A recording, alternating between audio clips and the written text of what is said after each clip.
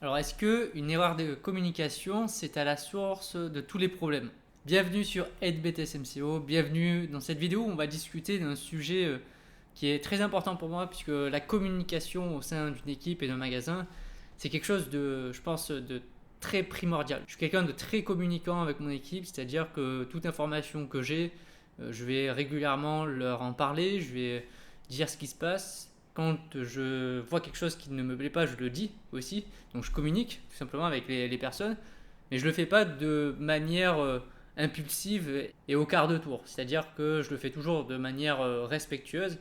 Et je vais essayer de vous montrer dans cette vidéo en quoi la communication interne avec son équipe, c'est quelque chose de vraiment très très important.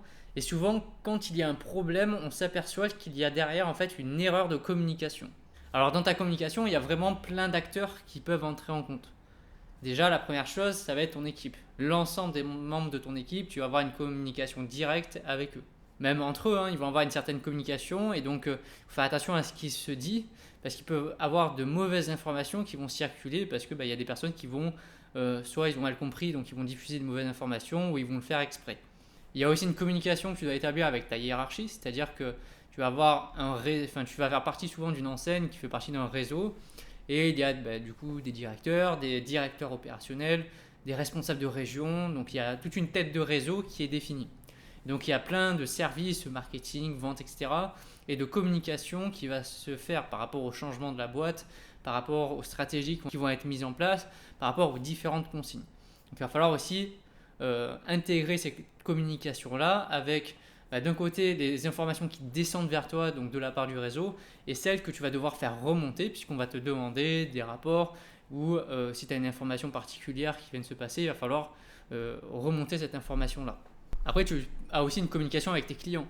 Euh, il y a des personnes qui vont venir te voir juste pour te demander soit des conseils, ou tout simplement pour demander où est-ce que se trouve un produit. D'autres, ils vont venir pour râler aussi, hein, pour exprimer leur mécontentement, et à l'inverse, un peu plus rare quand même, mais certaines personnes vont venir vous voir pour tout simplement vous féliciter, vous dire bravo pour la tenue du magasin, ça m'est déjà arrivé. Surtout sur des clients fidèles et réguliers qui viennent souvent et qui voient qu'il y a du changement. Et des fois, il y a des bons changements qui sont opérés. Donc, des fois, ils vous le disent. Donc, pareil, il y a une certaine communication et des informations à dire aux clients en fonction de la personne que vous avez en face de vous. Donc vous voyez, si vous avez une mauvaise communication déjà, il va y avoir des conflits avec les clients, vous n'allez pas faire ressortir une bonne image de l'enseigne, et donc ces clients-là, ils vont partir ailleurs. Et pareil, il faut avoir aussi une communication avec un autre acteur qui correspond à tous vos partenaires, donc c'est-à-dire vos prestataires de services, vos fournisseurs, les différents commerciaux qui représentent certaines marques.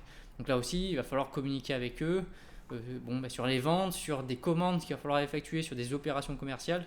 Donc vous voyez, on a 4 acteurs principaux et il va falloir tisser sa toile d'araignée à travers tous ces acteurs pour communiquer de la bonne manière avec chacun d'entre eux, sachant qu'il va falloir à chaque fois adapter son discours et sa manière de parler et le type d'information que vous allez divulguer.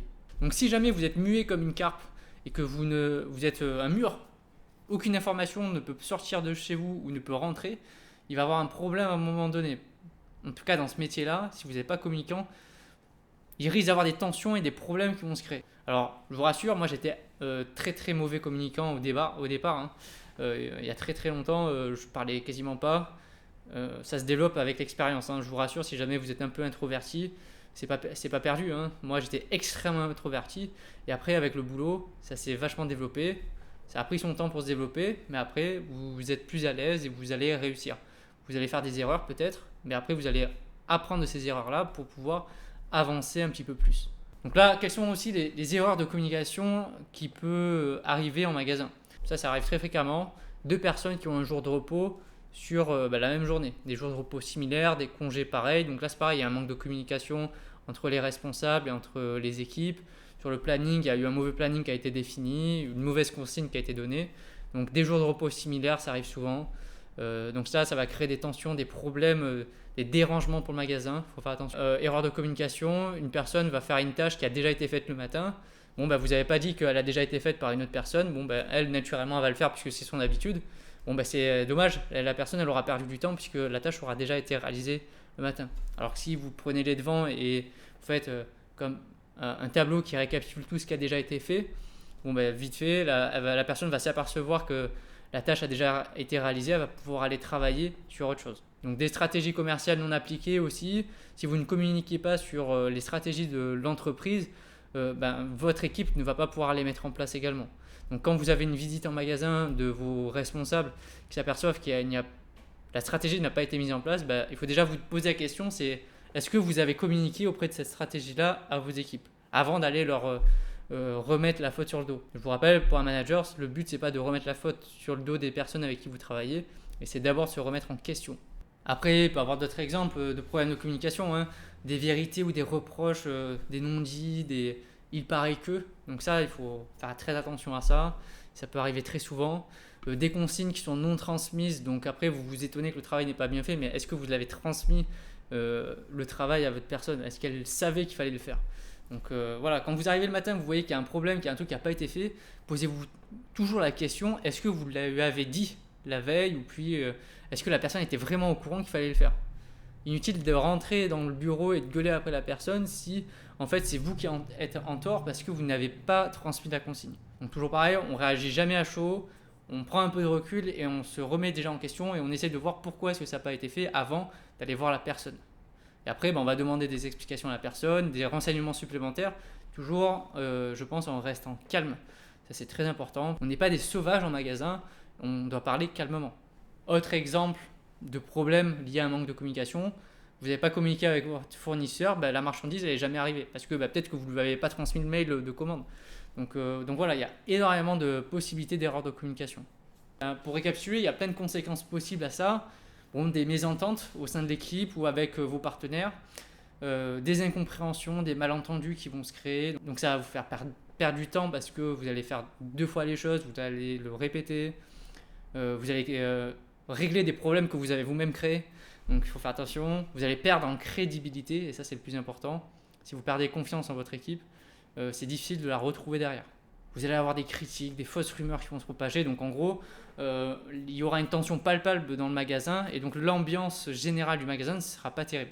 Et travailler dans une mauvaise ambiance, je vous garantis, parce que ça a déjà été le cas dans l'un des magasins où j'étais, c'est pas forcément agréable tous les jours. Donc, toujours pareil, positive attitude, on communique à fond toute information qu'on a, sauf si elle est confidentielle bien entendu.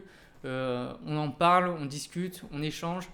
C'est pas nous, on n'est pas la vérité absolue, peut-être qu'on se trompe des fois, donc on va se renseigner, on fait des échanges tous les jours, où est-ce que tu en es, qu'est-ce qu'il te reste à faire, communication à 100%, c'est mon avis. Et bien sûr, en toute transparence, arrêtez avec les rumeurs, les secrets, les autres. Non, on est transparent, on est pro, on communique à 100%. J'espère que ce petit retour d'expérience, ce petit échange sur la communication vous a plu. C'est ma manière de penser, c'est ma manière que j'applique en magasin. Pour moi, je trouve qu'elle a eu quand même du succès parce qu'elle a permis de créer un lien de confiance très très fort.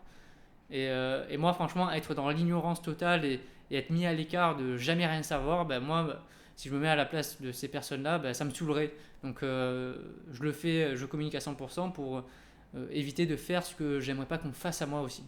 Ça évite plein de problèmes à régler et donc si vous avez moins de problèmes à régler, vous pouvez vous concentrer sur votre métier, sur le management, sur le commerce et pas sur les problèmes entre les personnes et les problèmes de communication. Il n'y a rien de pire à s'occuper. Vous avez mieux à faire de toute votre journée. J'espère que ça vous a plu. N'hésitez pas à mettre un petit commentaire et à dire un peu ce que vous en pensez. Comment est-ce que vous communiquez vous aussi en magasin ou comment vous comptez communiquer quand vous le serez. On se retrouve très bientôt pour une nouvelle vidéo. Allez, bye!